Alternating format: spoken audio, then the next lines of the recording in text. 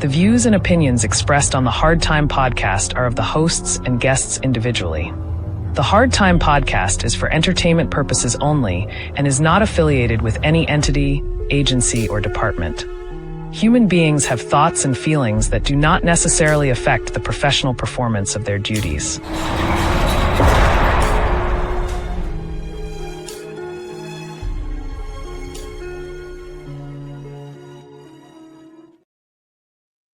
Welcome once again to the Hard Time Podcast. I'm your host, Jake Motherfucker Welder.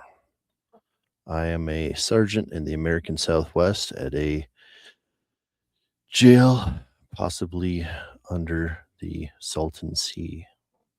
So, you never know. Not a lot has happened this week in the world of corrections for me. Thankfully, we had some building maintenance going on, so we had to move some stuff around, and somebody said, hopefully we don't get a bunch of intakes while we do that. That would really suck because we weren't able to use our normal Sally Port and booking area. So we got a shit ton of intakes, of course. So we routed everybody around and we made it work. You know, in classic fashion, we made shit work, even though administration and most of those other people weren't around.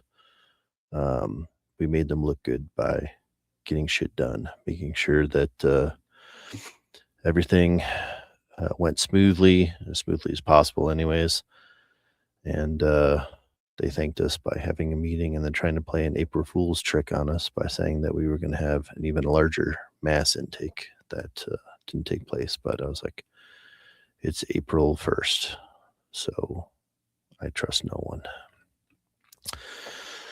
So that's all that's gone on there. Spent the whole week this week with family. Had some family come in from out of town that we don't get to see very often. So got to do that. Some of my kids got to play with their cousins and stuff.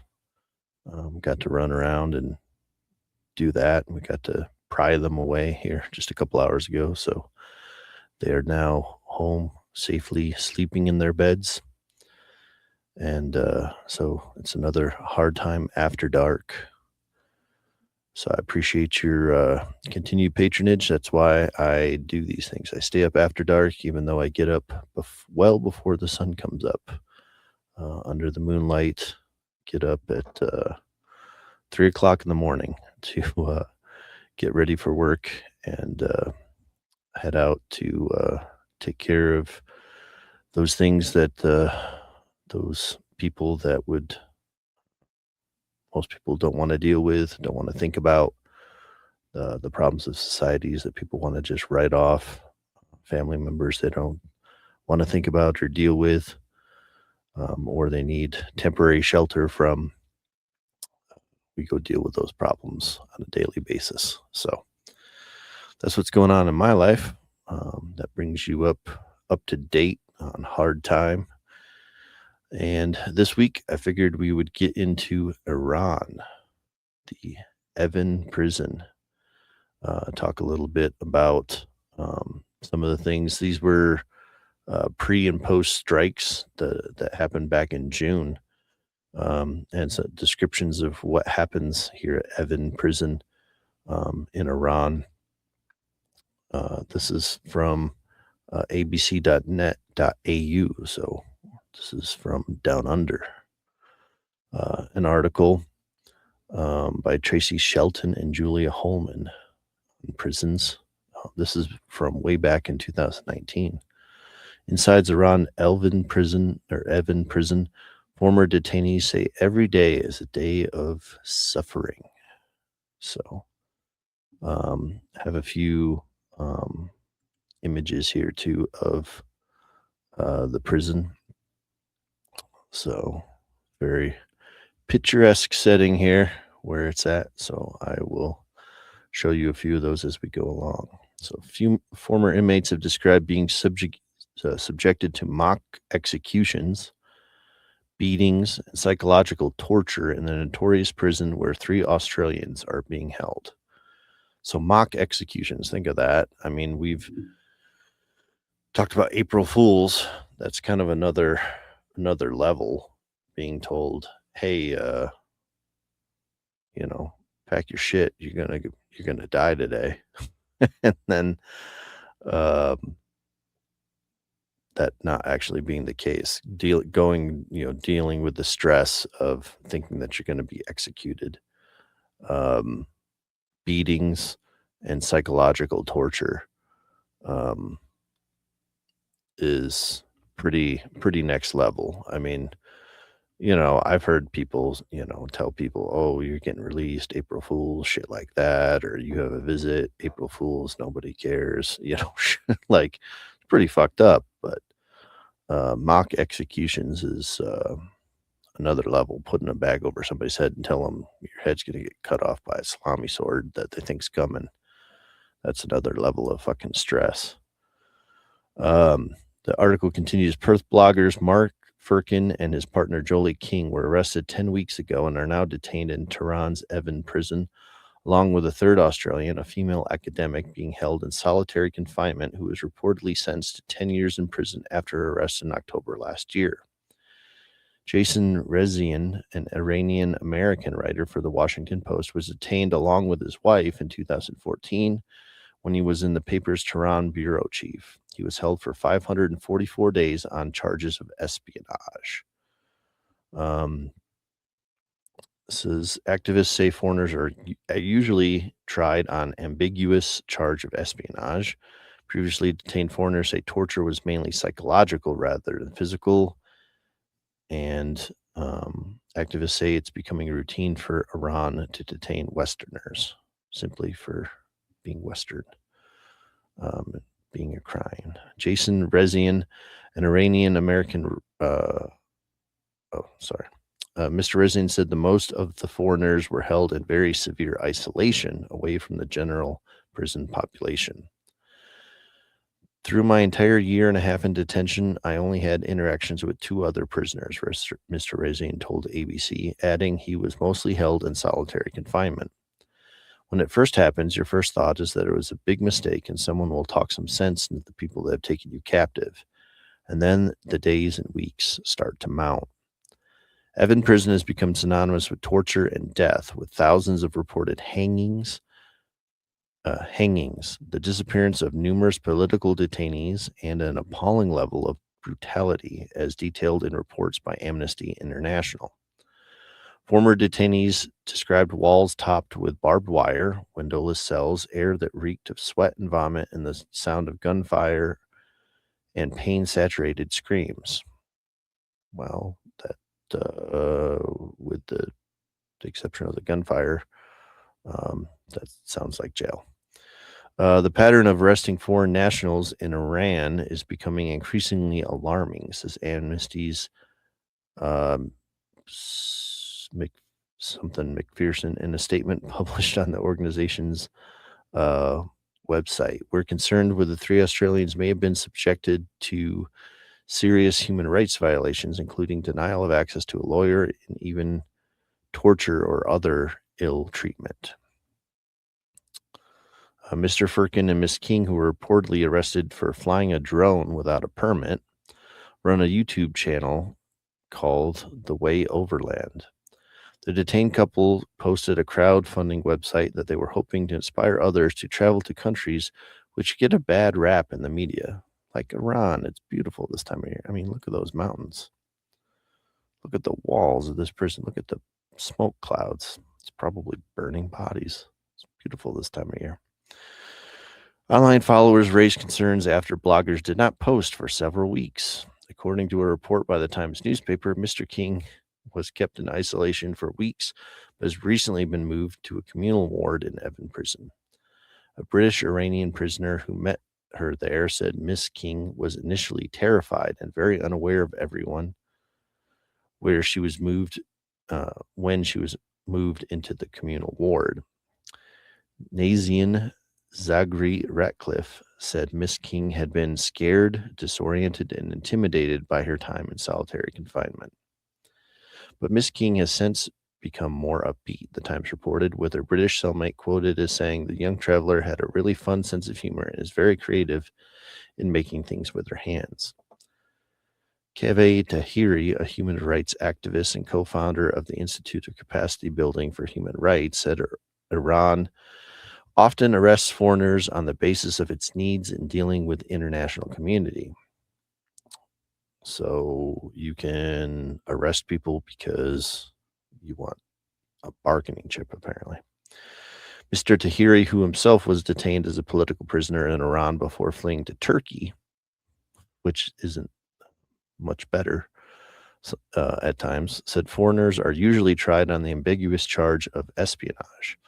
This regime targets dual national citizens and foreigners whom they perceive to have links with Western governments, organizations, or academic centers, he told the ABC. 2 of the detained Australians hold dual British and Australian citizenship. The world is monitoring, and the regime knows that. Thankfully, we've had a regime change a couple times over. Mr. Tahiri said prison conditions, torture methods, and treatment can vary greatly from prison to prison, by which security agency controls it, but most foreigners are transferred to the capital. The treatment against foreigners is undoubtedly different because the regime needs to be accountable for its behavior to the international community, he said. The torture is mainly psychological rather than physical.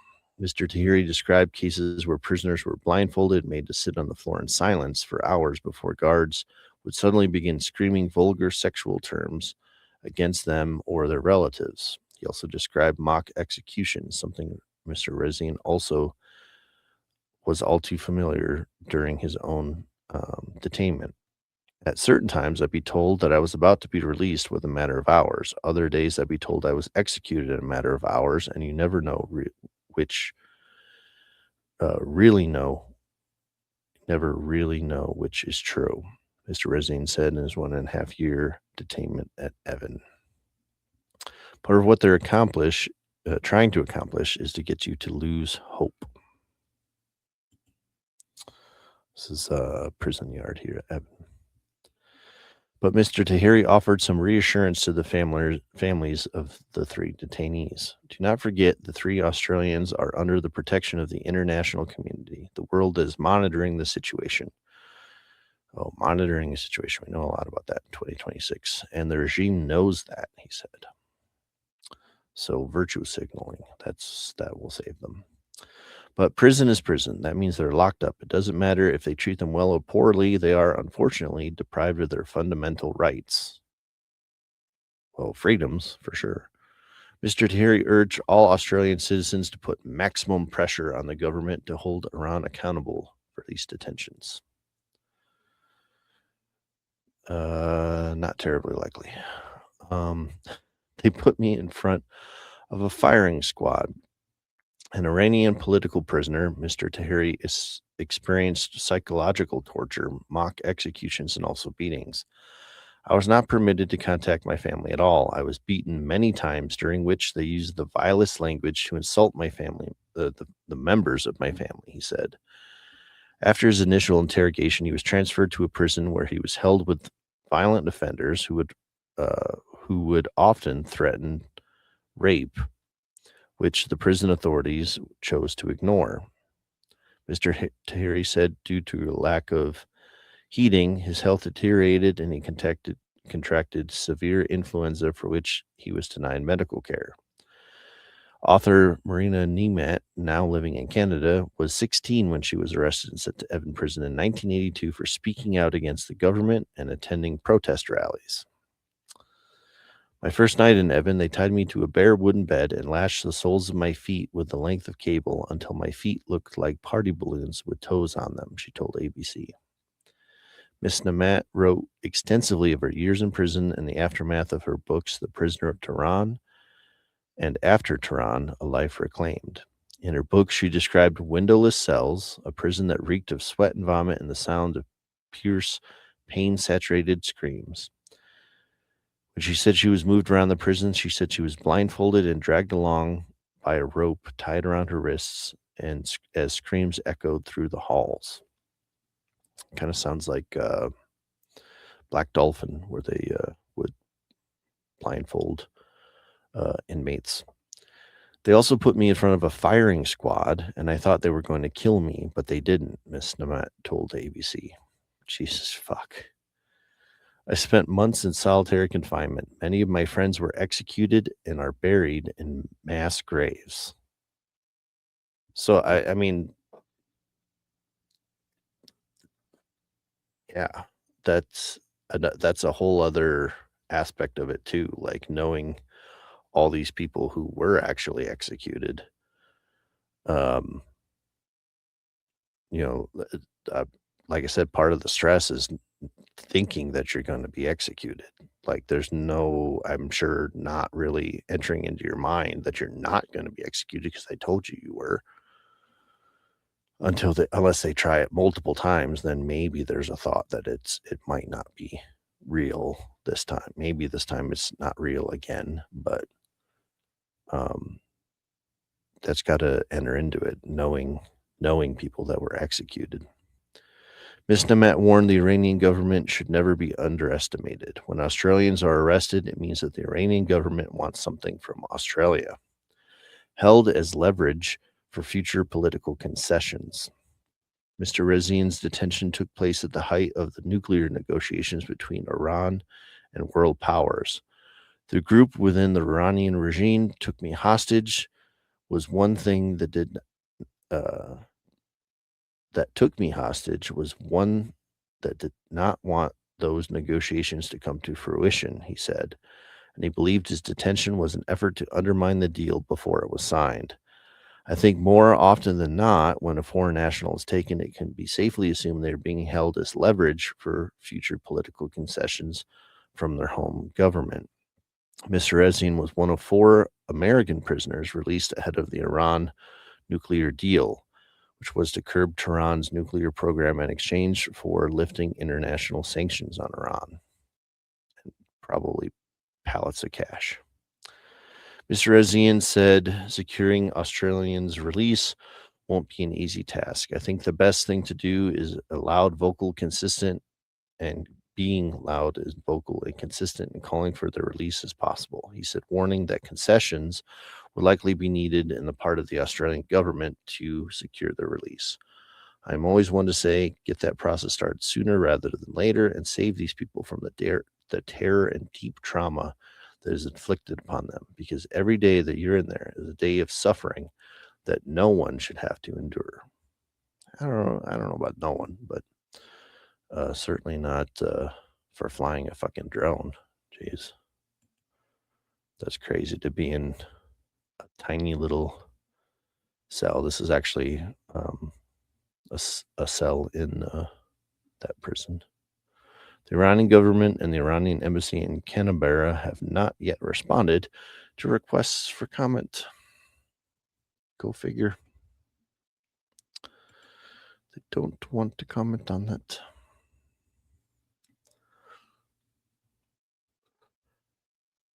Oh.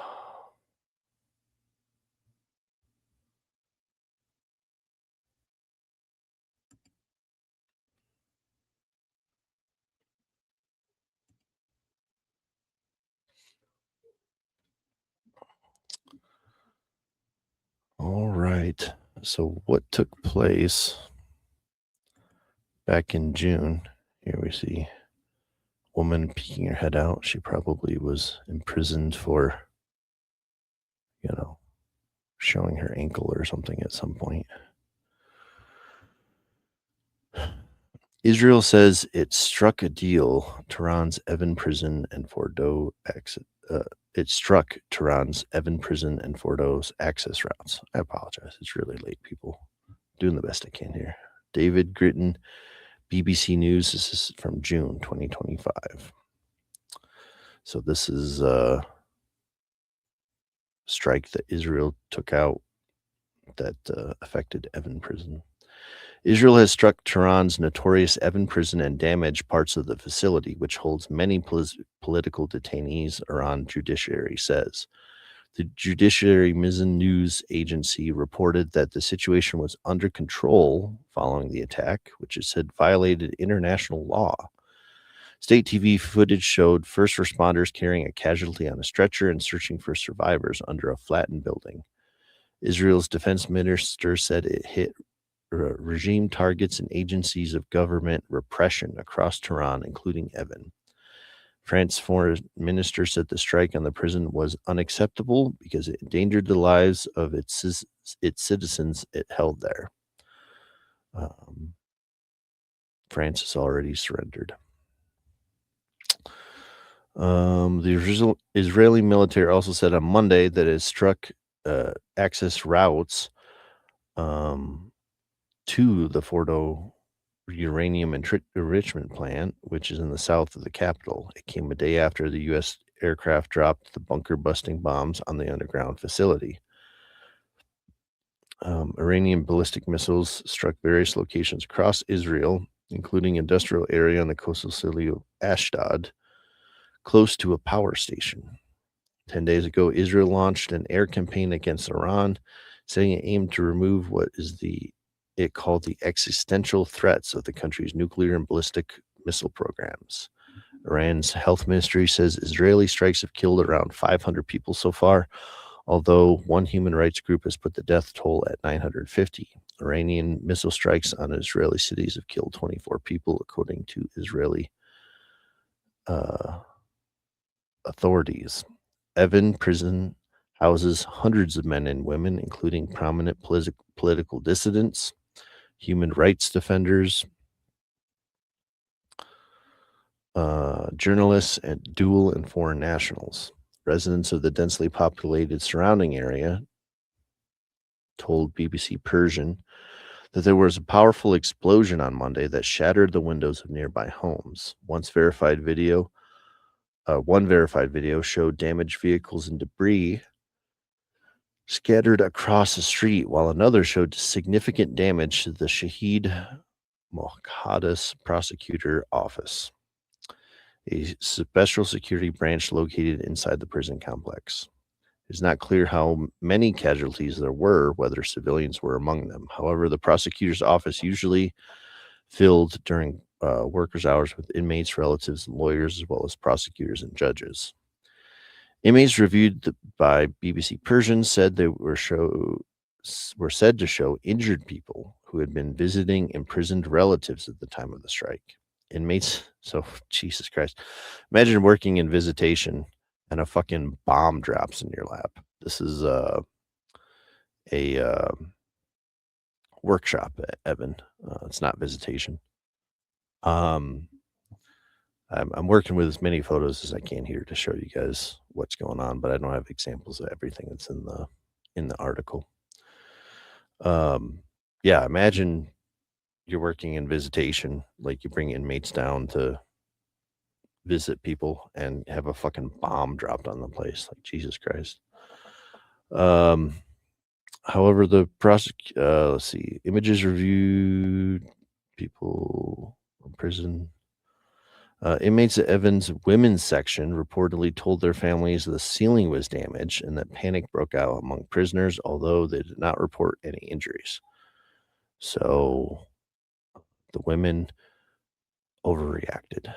This is breaking news. However, in Section 4, the shock wave from the explosion was said to have caused injuries to several men who were inside the prison library. So they had some actual injuries there.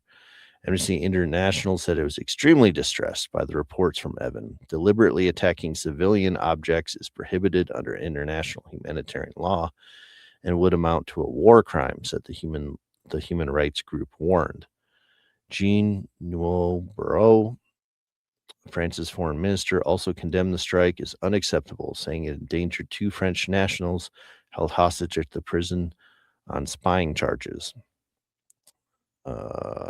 He also said he's done nothing to get them out of the prison. He was too busy having an affair. I don't know what he does in his personal time. I assume he's just eating wine and cheese and having illicit affairs. He's French. Nanzian Zagri Ratcliffe, a British Iranian woman who was in prison for years, Evan told BBC she felt sick with concern following the strike. When you're in prison, it becomes your home. When I heard this morning that Evan prison was bombed, I felt a sharp pain in my heart. When I was released, I left a piece of my heart there. Geez, if I lived in a prison and I left there, I think I'd like fucking I wouldn't leave a piece of my heart there. I'd fucking hope to never go back there. She said she'd made the most incredible friendships with fellow inmates. I mean, I guess you bond through trauma bond, I guess. She added, for me, thinking that those people who are stuck in prison are scared, traumatized, worried for themselves, but also for the people who are outside who probably don't know what they're going through makes me sick. IDF Minister Israel Katz said the Israeli military attacked regime targets, repressive authorities in the heart of Tehran with unprecedented force Monday. Said the targets included Evan, the headquarters of the paramilitary resistance force, which helps suppress domestic dissident, the internal security headquarters of the powerful IRGC, as well as the described ideology headquarters and the Israel destruction clock in Palestine Square. Israel's semi-official Mayor news agency reported the clock, which counts down to the days till 2040, based on a prediction by Supreme Leader Ayatollah al-Khamenei that 25 years the Jewish state would cease to exist, was not damaged. The Israeli military said its fighter jets targeted several military command centers, including the IRGC's Tar Allah facility, which is designated to defend Tehran from security threats. The Israeli military also said on Monday its struck in order to obstruct access routes to the Fordow enrichment site.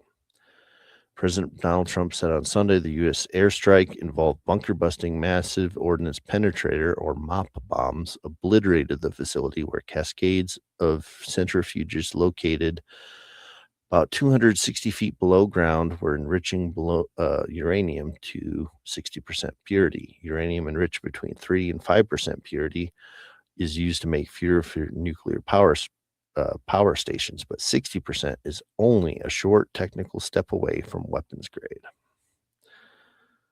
We know that. This is like talking about Isfahan and stuff, which we know was also hit.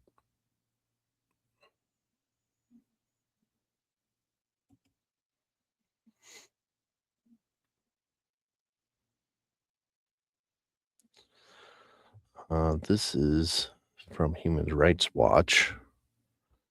Little more of the same, I'm sure. Thousands of detainees in Iran, including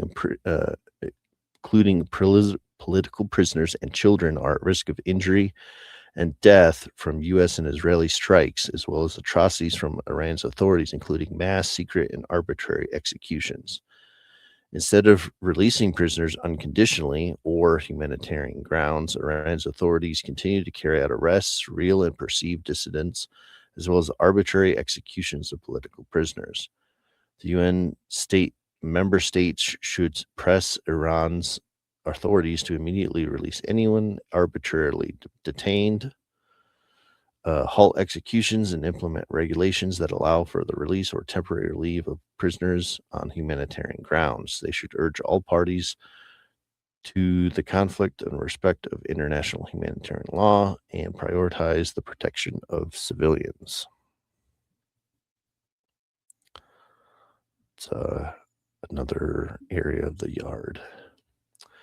Beirut. Thousands of detainees in Iran, including political prisoners and children, are at risk of injury and death from U.S. and Israeli airstrikes. For decades, Iran's authorities have carried out large arbitrary detentions with impunity, detaining both real and perceived dissidents as well as debt prisoners. During the weeks preceding the start of the armed conflict, Iran's authorities had carried out mass arbitrary detentions of tens of thousands of protesters, including children,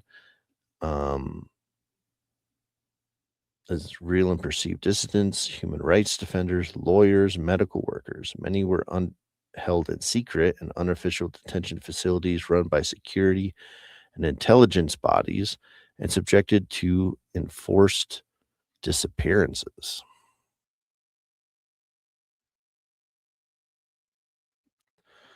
Prisoners, including thousands of arbitrarily detained people in Iran, are facing dual threats: violence at the hands of authorities who have a track record of prison massacres and U.S. and Israeli bombs, said Bahir Sabah, a senior Iranian researcher at Human Rights Watch. Unable to seek safety, detainees, many of whom should never have been detained in the first place, are facing human rights violations, serious injury, and death.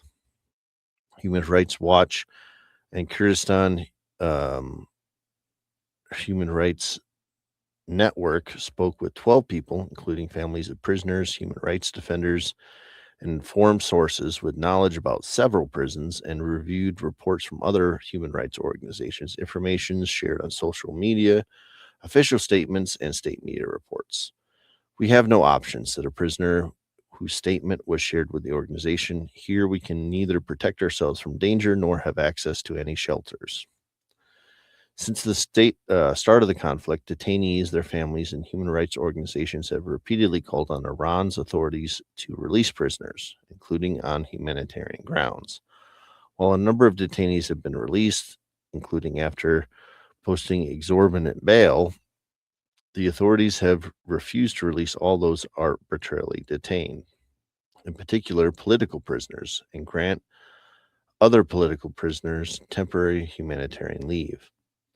Instead, authorities continue to arrest activists, dissidents, and members of ethnic and religious minorities, such as Kurds and Baha'is, and others, for allegedly taking footage or photographs of strikes and sending them to the media.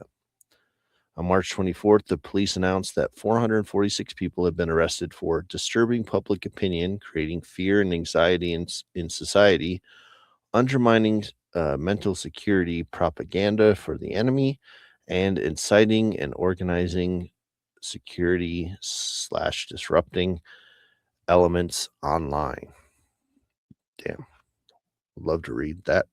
PC times 446. I wonder if they copied and pasted it, or if they even fucking bother. The authorities have also been carrying out executions, including on politically motivated charges, heightening the fears of mass, arbitrary, or secret executions of under the shadow of the war.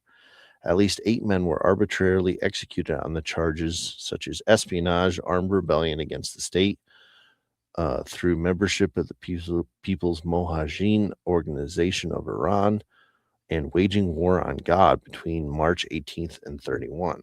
I mean,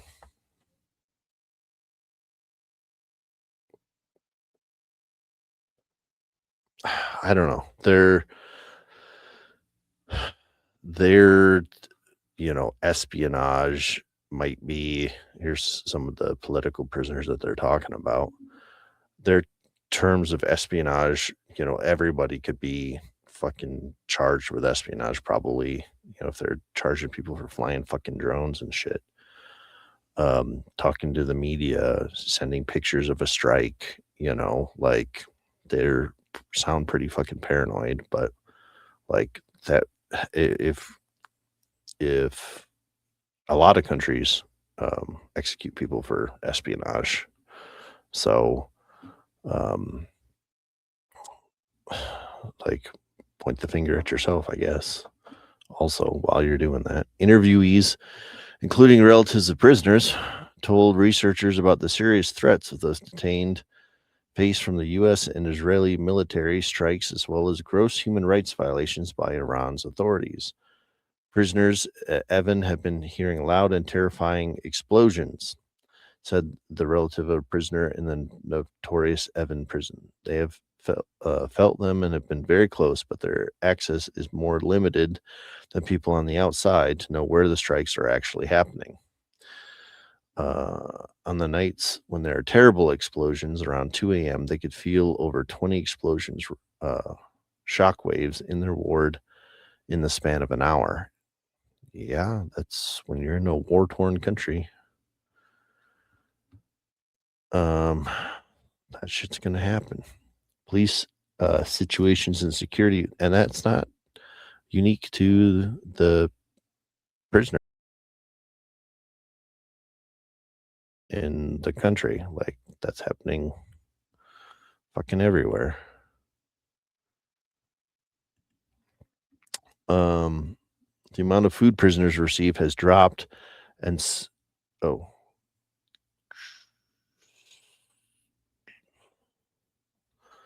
police stations and security facilities run by the Ministry of Intelligence and the IRGC have been among the targets hit by Israel and U.S. forces. Some of these facilities are commonly known to hold detainees, in particular, those arrested for politically motivated charges, often held incommunicado in circumstances that amount to enforced disappearances. Those detained are also facing deteriorating prison conditions in a system already known for poor conditions and systematic and deliberate denial and medical care to prisoners.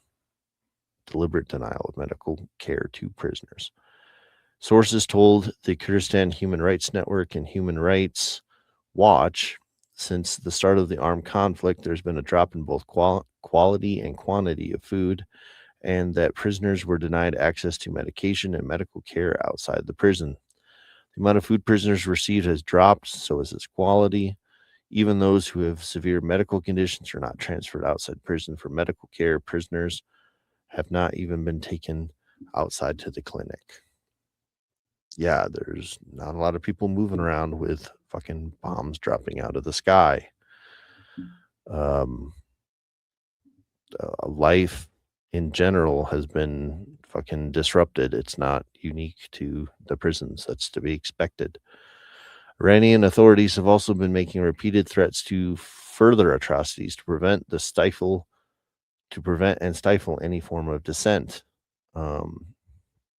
Azmarin Radan, the commander of the IRGC police force, known as Faraja, warned, "We will not deem anyone who takes to the streets in the will of the enemies as a protester. Uh, we will not deem anyone who takes to the streets at the will of the enemies as a protester or anything else, but as the enemy itself, and will thus treat them in the same manner as we would treat the enemy." He said security forces had their fingers on the triggers. The next day, the IRGC intelligence organization issued a statement warning that any protest would be faced with even harsher blow than that of January 8th, when Iranian authorities carried out massacres of protesters. So they're going to run them over and then back over them, apparently. Iran's domestic regulation provided for humanitarian release at times of crisis. A 1986 resolution by the Supreme Judicial Council allows for the conditional release or release on bails of prisoners during wartime emergencies. In addition, the Article 201 of Iran's prison regulations provides for the release of prisoners in certain circumstances. For example, during other times of crisis, such as natural disasters, unforeseeable events, or outbreaks of dangerous infectious diseases.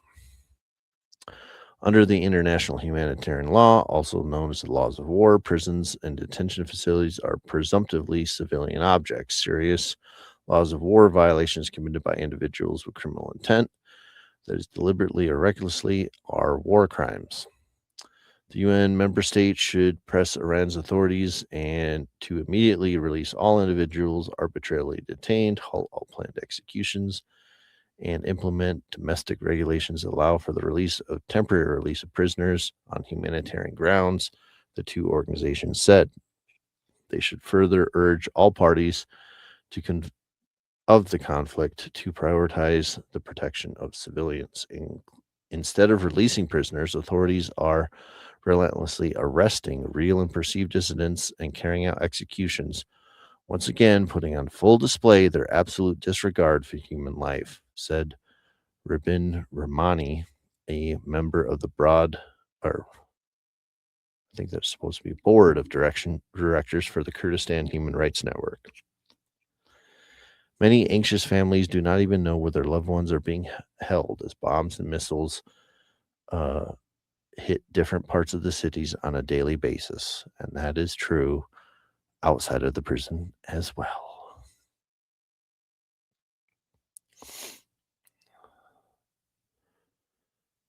Risk of death and injuries due to airstrikes.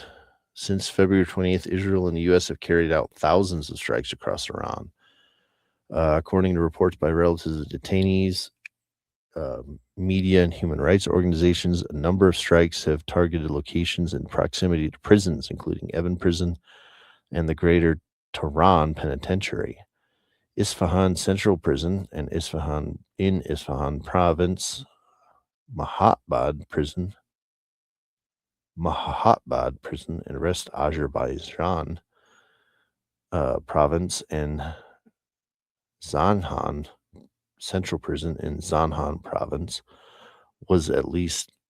while at least one Marivan Prison in Kurdistan Province is reported to have been damaged as a result of a strike. Damn it, I was doing so good. Relatives of Lindsay Foreman and Craig Foreman, a British couple detained in Iran since January 2025, reported a February 28th strike near Evin Prison resulted in shattered windows and plaster raining down the ceiling in the ward which they were being held. An informed source told Human Rights Watch that prisoners in Zanjan Prison, where the arbitrarily detained human rights defender and Nobel Peace Laureate Nargis Hamdi is held, could also hear the sound of airstrikes in the city and were terrified as they felt the explosion shockwaves. On March 31st, Iranian Red Crescent said that its rescue teams had removed survivors from the rubble after a strike on Janhan's Hosininda Azam, which appears to be one of only several kilometers from Zanjan Central Prison. According to information received by Human Rights Watch, Mohammadi's health has been deteriorating in detention, and she may have suffered a heart attack following denial of medical care. A source with information about a prison in central Iran told the organizations the night when their strike was nearby, everyone was terrified and the guards did nothing to reassure them. Remember, if there's a strike, it is our job to reassure inmates. Even though you have no idea what's going to fucking happen, and you're probably lying if you tell them it's all going to be okay. Because you don't know if it's going to be okay.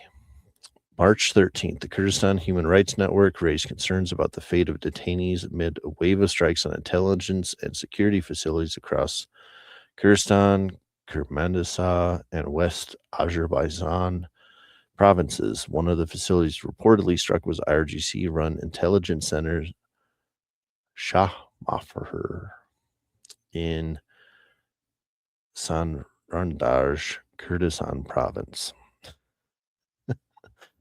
I feel like just then I felt like Mike Myers doing like a bit on Austin Powers or something. Based on extensive documentation by human rights organizations, the center has included a section used as a detention facility for decades.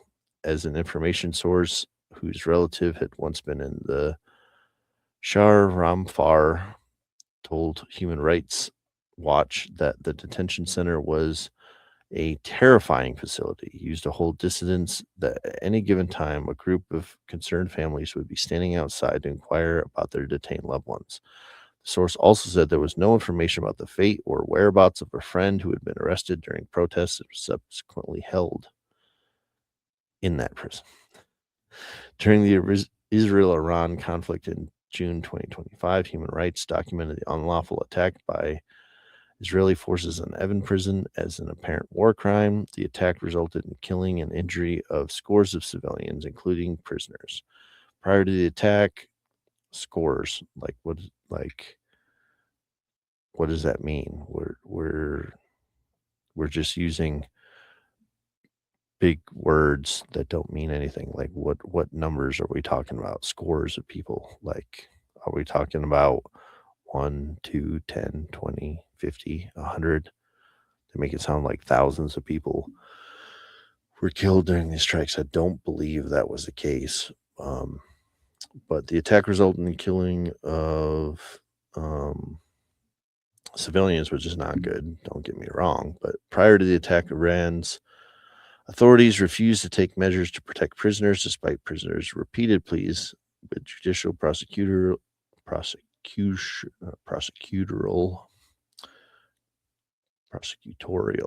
there you go, prosecutorial and prison officials to release them and grant humanitarian leave. Those arbitrarily detained in Iran, thousands of prisoners held for exercising their human rights, including the rights to freedom of expression and peaceful assembly. The people convicted following grossly unfair trials and systematic and widespread debt prisoners whose numbers are reported to be over 10,000. Yeah. So like we don't agree with their laws, so therefore everything is bullshit. We've declared everything bullshit. And yeah, they say that they're just executing people willy-nilly just because.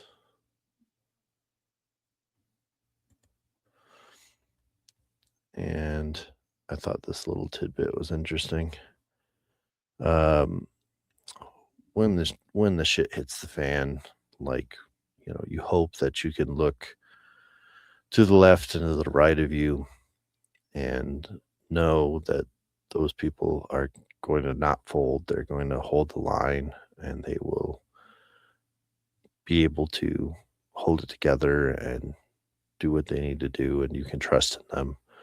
And you hope that those who are, giving you commands and stuff and orders, and the facility who've, the administration have come up with rules and are helping enforce state laws and stuff, that they will be there. And that's what you expect as a corrections officer. But here in this Fox News article, notorious Iranian prison boss flees minutes before Israeli airstrikes after secret warning. So he was in on it, and he tucked tail and ran. Exclusive: the notorious director of Tehran's brutal Evin prison, Hidayatollah Farzadi, escaped the compound ahead of the Israeli strikes following threats to his life and alleged exchange between Jerusalem and his adult son. Israeli authorities reportedly contacted Amir Husseini Farzadi, telling them that if he convinced his father to release political prisoners, that his life would be spared in the impending attack. According to a series of WhatsApp messages shared with Fox News Digital by an Israeli intel source, an agent instructed Amir to tell his father to open the prison's doors, warning that an attack would occur within a few minutes. Amir asked whether something had already happened to his father. The Israeli agent replied it wouldn't if he passed the message along. Like, do what we're fucking telling you, and everything will be okay. The source told Fox News Digital after he receiving the message, Amir contacted his uncle, who then drove to the prison to get his father, Farzadi. The two were seen speeding away from the area moments before the airstrikes began. Farzadi has not been heard from since, according to the source. Farzadi, who had been the director of Evin Prison since 2022, has been accused of committing egregious human rights violations, including torture and murder of inmates. Not execution. Murder. Many of whom are political dissidents. Allegations against him include beatings, starvation, sexual violence against female prisoners, and murder. He has been sanctioned by both the U.S. and the European Union. Sanctions you can take to the bank. Sanction him to death, which clearly works. The U.S. Department of Treasury Office of Foreign Assets Control has designated Farzadi under the Specialty Designated Nationals list, which prohibits U.S. entities and individuals from dealing with him. Iran identifies security crackdown after U.S. strikes. Numerous protesters have been sent to Evin prison during the latest rounds of protests, where they've been subjected to torture and other forms of physical abuse, the Treasury Department wrote in a statement. Prior to his time at Evin prison, Farzadi spent 10 years working at Diesel Abad prison, where he was known to organize public amputations of criminals convicted of petty crimes. The Treasury Department wrote. The department also noted that during his time as director of the Greater Tehran Penitentiary, better known as Farshafoueh prison, Farzadi oversaw the torture and maltreatment of inmates.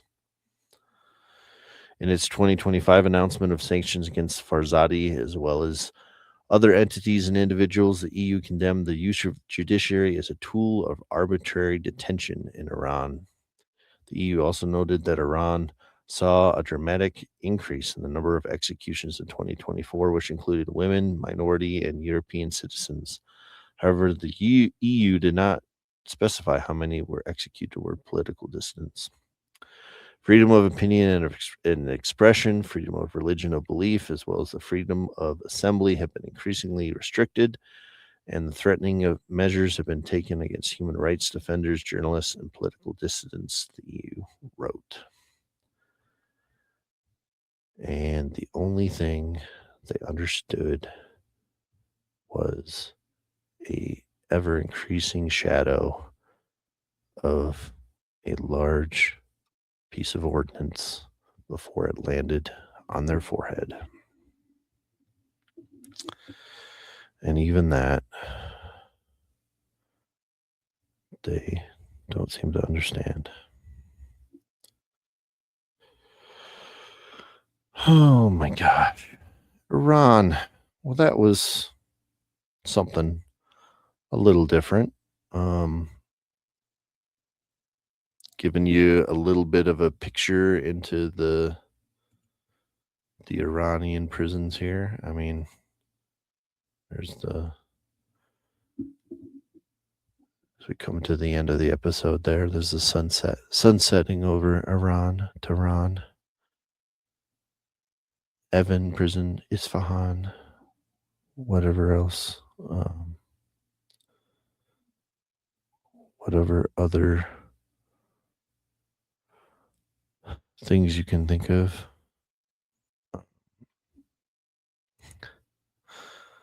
But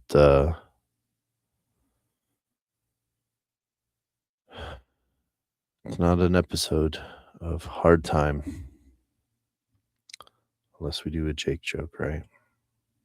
Let's do a couple Jake jokes. What's the description of someone's inability to hear? It's a definition.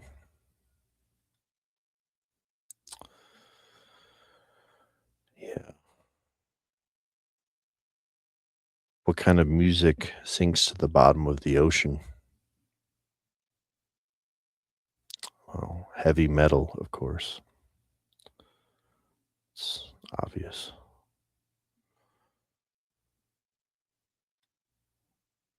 Oh.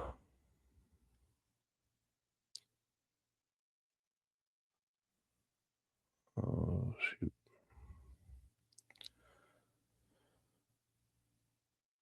My goodness. Let's see.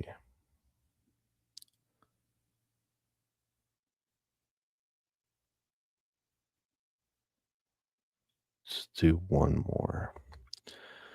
Do you know there's beautiful mountains there in Iran? Do you know the popularity of skiing has decreased somewhat lately? In fact, it's going downhill fast. I know that was pretty bad, even for me. All right. Well, a little under an hour, but I appreciate you sticking around with me. Hard Time will return. We don't know what next week's episode will be about, but I appreciate your continued patronage wherever you're listening and watching. And from me, I'm going to say good night, Jake.